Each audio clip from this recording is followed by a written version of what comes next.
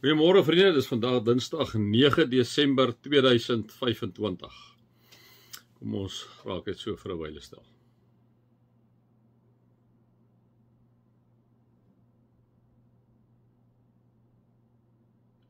Die Here is my herder. Ek kom niks kort nie. Dankie Here dat U genoegsaam is in ons lewe. Amen. Mag daar vriende inderdaad vir julle genade en vrede en oorvloed wees, omdat julle God ken, Jesus ken en die Heilige Gees ken. Ons het die laaste hoofstuk van Filippense, vriende, Filippense 4, 'n baie mooi hoofstuk uit die aard van die saak.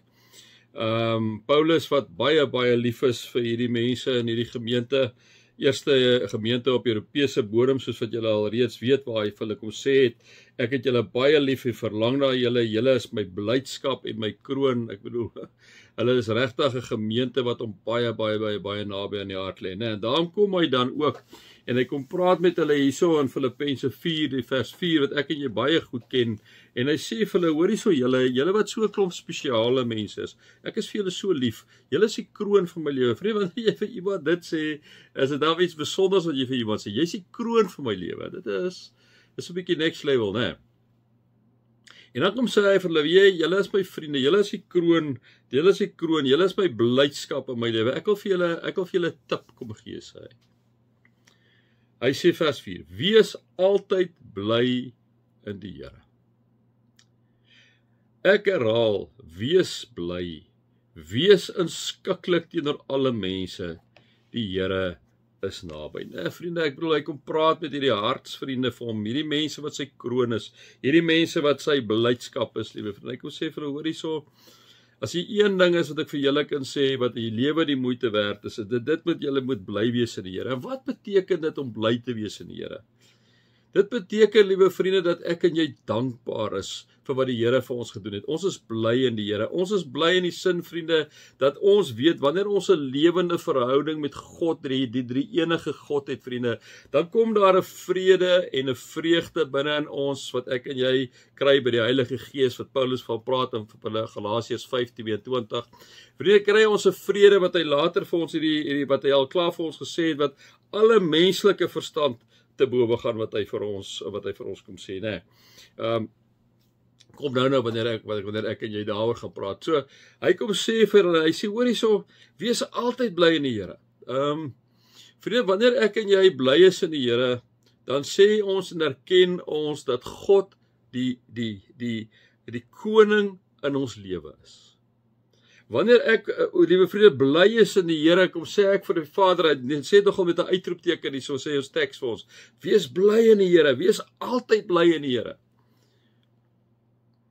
Liewe vriende, die hele psalms is daarvan vol, hoe die Dawids en die ander psalmdigters die heeltyd God se naam loof, die heeltyd God by God is, waar hy Dawid kom sê, met my God spring ek oor 'n muur, met my God loop ek 'n bendestorm, maar dieselfde Dawid wat ook baie sê, Here, waar is die Here, waar is hy, maar Dawid wat altyd in die Here bly is, Dawid wat altyd hierdie lewende verhouding met God is.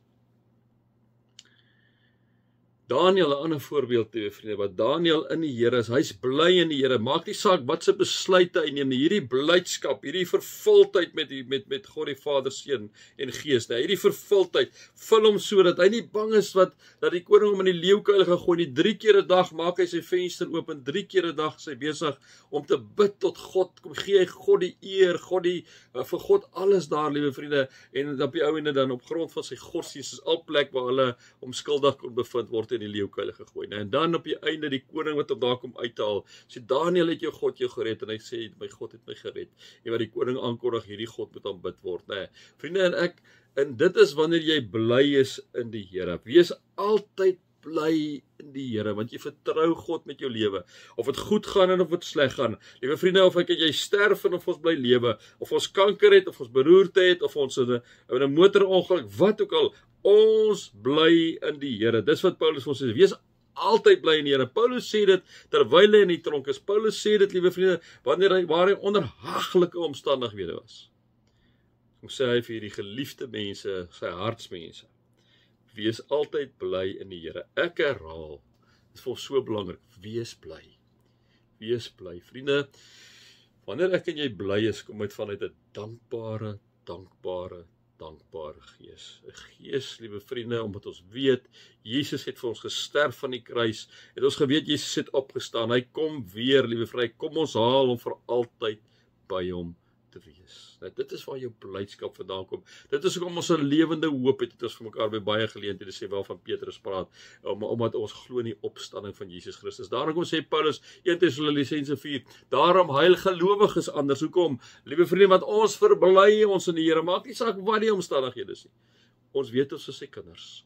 Ons weet ons is gered. Ons weet ons is in sy hand. Selfs wanneer dit met ons verskriklik sleg gaan, sal hy jou nooit verlaat nie. Kom sê Paulus, wees altyd bly in die Here. Ek herhaal, wees bly in die Here. Ek gaan net hier so stop, ons kan môre by die volgende gedeelte kan ons aangaan. Mag julle God se liefde ervaar, Jesus se genade ervaar en die Heilige Gees se teenwoordigheid ervaar. Amen.